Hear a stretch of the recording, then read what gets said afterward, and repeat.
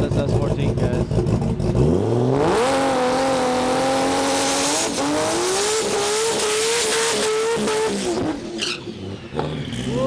The Overlord is here.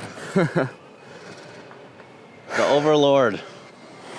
Is this the most expensive S chassis in the world? I believe it'd be really close to it, yeah. I would say it is. I've seen a lot of S chassis. I think this is it. Yeah, definitely some money in there. Just a little bit. So my question is why? Why this vehicle? I've just always had a love for the S14. I've had 32s, I've got a 35, I've had a few JDM cars, but the S14 to me is the best looking one, I think. So yeah, it had to be an S14. And most of these, from what I've seen over the years of shooting, are drift cars or time attack road race cars. But I feel like this is the first drag one I've ever seen. There are some in the States. There are a couple down here, but yeah, they are predominantly used for drift stuff mainly, yeah. But not built to this level, though. No, I haven't seen one built to this level, so. And this is not even the first version. No. What version is this? This would be the third, I believe. It started off just an RB26, just normal H-pattern gearbox. Then it went from that to a 2.8 litre with a sequential gearbox. And now it's gone to a 3.2 litre with an automatic gearbox. Let's go through the process, Yep. right? This started life as your street vehicle. Yep. You've had it for a while, you've driven it on the street, and then you thought one day, you know what, I'm gonna go crazy. Crazy, that's and it. But it was just baby steps every single time. That's right, yeah. So then first swap, what did you hit, like 500, 600 horsepower? I think we're at 700 horsepower, just a stock RB26 out of a 34 GTR. Yeah, hit I think 700 at most. I think it ran a 10.5 at the track back then. And then we brought it over to Croydon and they built me a 2.8 litre. That was with a sequential Samsonus behind it. That made 1,100 at the end. And the first full pass of that ran 889 at 161 mile an hour. That's really fast. Which, yeah, it was really fast for a rear drive manual car. I don't know too many that are quicker than that here. I can't believe that wasn't enough for you. No, it's never enough. Please, sir, I want some more. And now it's essentially its final form now. This has to be it. I don't think there's much more I can do to it, but I'm sure I'll find something. But 3.2 liter Yep. billet block. Billet block, yep. Now, how much is this putting down, power-wise? So it's a billet block, 3.2 litre with a CRD race head, Pro Mod 98 turbo. Just a setup tune, so just like a running tune if you want to call it. Makes 1,100 horsepower now just on 30 pound. And that's just like the baseline. That's just very minimal to start with. I think once we're ready, we'll push it up to about 65 pound and that should make between 16 to 1750, I think. That's quite the range. Yes, there is a 1,600 horsepower to 1,750. Yeah, roughly somewhere in between that. And that's probably pretty reliable too. Well, yeah, they've got motors here that are going 2,500 horsepower plus, and they're at the track every second week. So yeah, they are pretty reliable. That is so crazy, especially because as you guys will see, the rest of the car, I wouldn't say warrant this kind of power, but it just doesn't make sense. And that's why I love this build so much.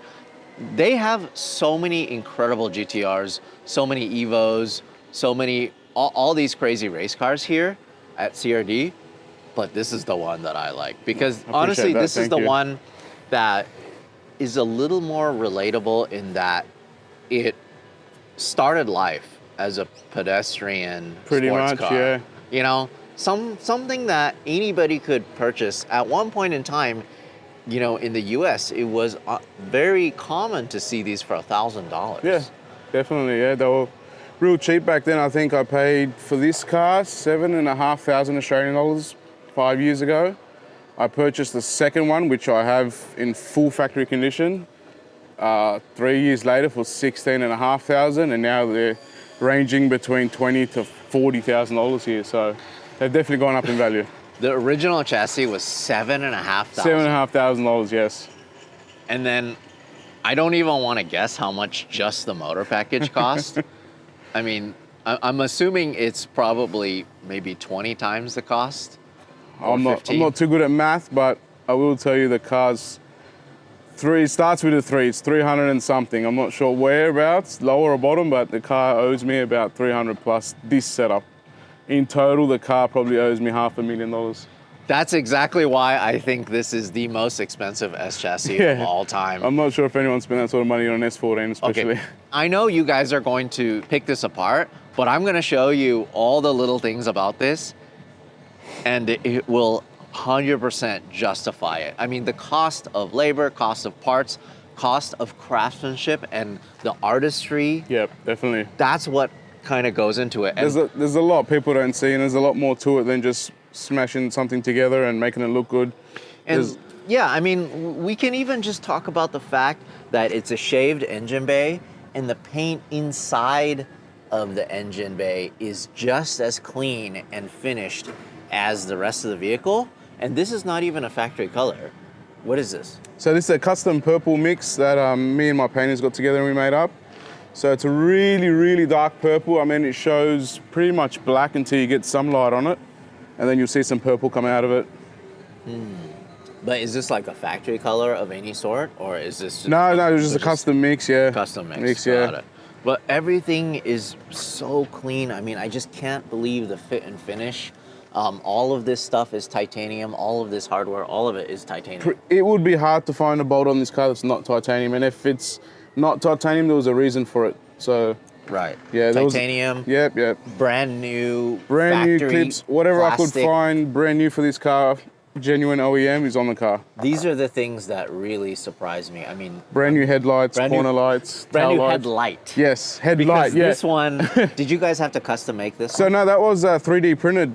Yes, there's a gentleman out here that 3D prints them, and yeah, we needed that. So I've got the light for it on this side as well. This is cool because this keeps it street legal. Yes, you still got the light in it, correct? Because there's still a light in this headlight, even though most of the function is to just get clean air. Get some air into the turbocharger, correct? Into the turbo. Yes. You could seriously eat off any surface. It's so clean. Incredible carbon intake manifold. Amazing. I mean, the engine alone is a work of art. Yep. Even underneath the hood, this is a Sabon hood. Correct. That's a Sabon hood from the States, yeah. Sabon hood, and it's still painted underneath. Yeah. Just as nice as the rest of the vehicle. So cool. All right, so let's talk about some of the other parts of the outside of the vehicle. Yep, no worries. Body-wise, did you guys have to fix any damage or anything? So I'll go through the whole body. So the front bar is a factory front bar that's been plastic welded up. We've welded up, so there's usually blinkers that sit in here and a cutout that sits in there, but just for drag racing purposes, we've plastic welded the front bar up to close up some holes, unnecessary holes. Okay. With the hood, it's a Sabon hood, as you said. It was fully carbon, and I had this idea of a GT2 RS, I believe. They leave the exposed carbon showing on either side of the bonnet, so we decided to do something like that with that. It's a very defined line. Yeah. Too. So there is a slight edge you can see on a factory bonnet, so we tried to follow it as best as possible. And then we could talk about wheel and tire combo, but this is a pretty crazy pizza cutter setup. That's just a weld, I believe a V series wheel out of the States, some lightweight wheelwood brakes, Mickey Thompson tire, and yeah. You're gonna need every bit of that braking power Yes, to stop definitely, this yes. thing. So what about the rear tire setup? So the rear tire is Billet from the States again. It's a 15 by 9. It's the widest I could have fitted with a... Yeah. Look how sticky it is. Yeah, it just picks up anything. It's the widest I could have fitted with a factory in a tub, as you say. It's a 275 60/15 Pro Radial. Why is it that you guys didn't go wide body? You already went this far. Do you know what? I love the factory lines of the car, so we did try and pull and pump out the factory guard as much as we could. Just personal opinion, wasn't a fan of the wide body stuff, so we just did the best we could with the factory body. I think it looks great though. Yeah. I really like it. I like the way it sits too. It has a little bit of a rake. That's right, yeah. From the rear, it looks pretty tough, yeah. So then doors, Doors are an actual race carbon door. They don't fit the best, but they do the job. I mean, a standard door is about 35 kilo. This door weighed in at 3.8 kilos.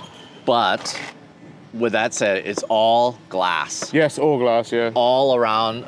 And then honestly, the craziest feature to me is the fact that Factory sunroof. this factory sunroof is powered and it still works. Yeah, definitely, yeah. With all of the stuff that you have in it.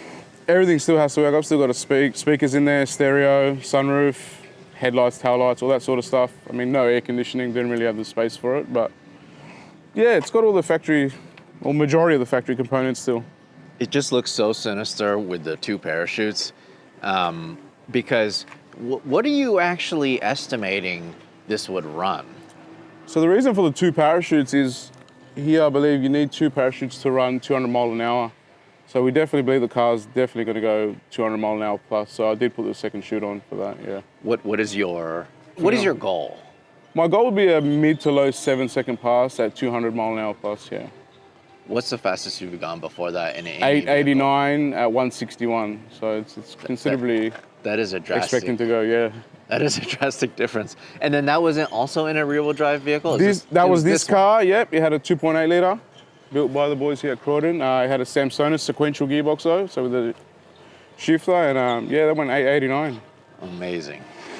Tell me about this wing setup. This is so cool. So this wing setup I got it from some guys up in the state above us, New Queensland. They had a factory S14 there. They shaped it all out of aluminium first. They sent it to a carbon guy, and he just molded off the aluminium these real good carbon pieces. So we've got the side end plates, top, and this cut out aluminium piece here. Can we take a look in the trunk? Because that's course. finished too. Yep, definitely is. Bro. And it has nitrous. Yeah, definitely gonna need that to come up on the converter. Oh my goodness. So it's mostly for launch, or does Correct, it add? yes. No, it won't add no power down the chute. It won't be needed. It's mainly for the launch, yeah. Just to bring that turbocharger up on the converter and yeah, get out of the hole. Got it. So dry sump. Correct, yeah. That's Ross Tank. Performance dry sump tank. Has a breather tank here that's connected to and comes out all the way through here, vents out the bottom here to an air filter. Oh, so then it's got to be so much oil that it's Yes, holding, huh? I'm not sure what the actual capacity of the oiling system is. I believe it's close to 10 litres. Yeah. What's this setup? All right, so that's a CO2 bottle. It holds, I think I'm not sure how much it holds, but that's all just pretty much for the auto shift setup. So once that gets set up, I believe we'll get it set up this week to race on Friday. I'd literally just have my hands on the steering wheel, hold the button down, let go of the button, the car will shift 2 gears by itself. Yeah, you just got to focus on keeping it straight. Exactly, so it takes some driver error out and it's a bit safer, I believe. And this is way neater than a package versus getting like a whole pump setup, I'm assuming. Yeah, like a compressor and all that sort of stuff. Yeah, definitely. Look, that bottle would, I mean, it's only 2 shifts at a time. That bottle there, I've got a spare as well, but that'll last. So the magic really for me in terms of this build is the interior. But first of all, I just wanted to talk a little bit about the exhaust. Yeah. The clearance here, it's like 3 fingers-ish. Yeah, it's not too much. If there are S14s that come without side skirts, if it didn't have a side skirt, it would have been tucked up a lot nicer, a lot higher, should I say. But it does have the side skirt, so we've only got that 3 fingers of space underneath it, yeah. This is where really the magic is for me, in terms of people questioning if this is a street car. This is a full-on street car through and through in every single way. These door panels, for example, even though this is a carbon door, it's fully complete with glass power windows, working power windows. Definitely, yeah. I'll just turn the power on and they all work. How are these so clean though? Did you buy new ones? The car was originally, when I bought it, it was a very clean example. So I do have carbon door trims from Seaborn as well, but I just wanted to keep it all factory looking for now. So factory dash, uncracked? Definitely not cracked, no. I just put the dash mat just to, yeah, I think it looks a bit neater, but no, it's not cracked, yeah. So. And everything else, all Factory center console. Factory. Even got the. This is still here. That's still there. I mean, it doesn't work, but, Right, I but would have had a gap there if I didn't leave it there. So It just looks so good. You have a little sound system. definitely, yeah. I've got 2 and- speakers in the car, so I don't know if I can hear much when the car's on, but they're there. And then refinish the top with Alcantara. Yeah, it's all Alcantara on the ceiling. And then on top of that, this still has rear seats, even though there's a roll cage and there's no way anybody could fit back there. I've squeezed into the back. It hurt me a lot, but I got into the back to have to do something in the back seat area. But it's fully finished, and it looks like it still all works.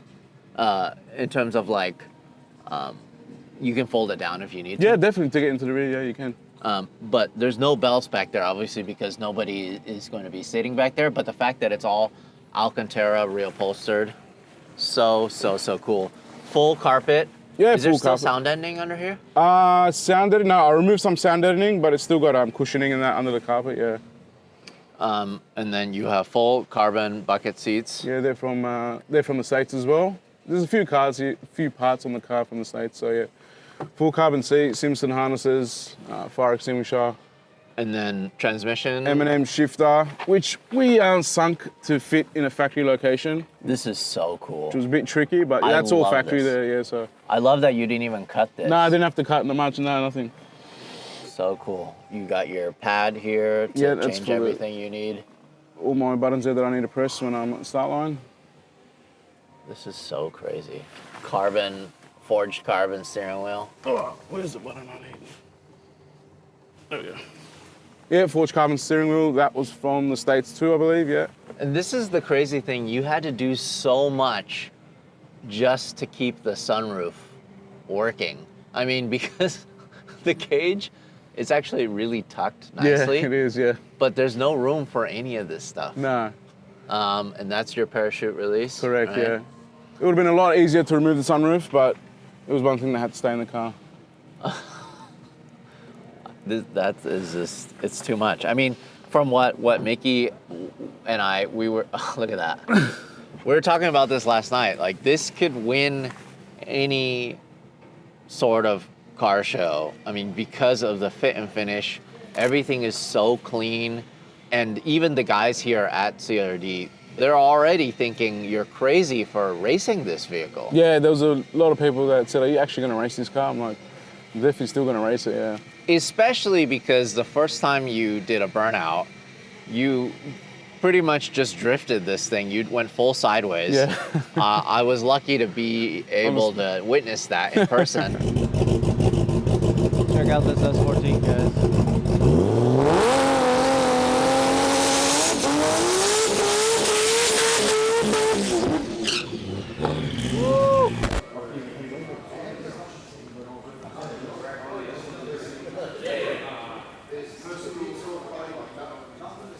Dented exhaust pipe, I'm not sure how that happened. What'd you hit? I don't know, I hit something. What the? I've got to rebuild the whole car again, that's it. No. Yeah. So we got it on a lift now. Yep. And we're actually looking underneath it. Yep. And this definitely is a new vehicle now. I mean, I can't believe you guys took it down to metal and redid everything. Pretty much, yeah. Stripped the whole underside and then painted everything in like a Raptor coat. Let's get this rough finish. And then, yeah, everything you see underneath is powder coated and new bolts, nuts. Yeah, pretty much.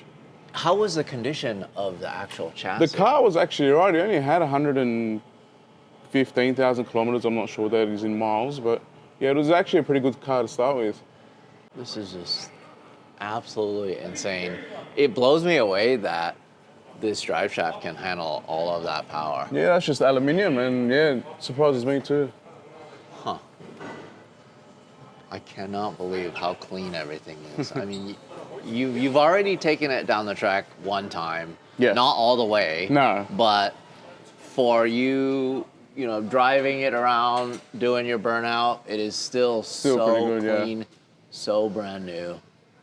I can't believe it. So is there a fuel cell So no, so we removed the factory fuel tank, which sits in this section here, comes all the way down to here, and we fitted a fuel cell in the factory location. So if you just see up here, there's a square or rectangular box up there. Oh, got it. So that's Okay. a fuel cell in just in there. It's about a 30-litre cell. So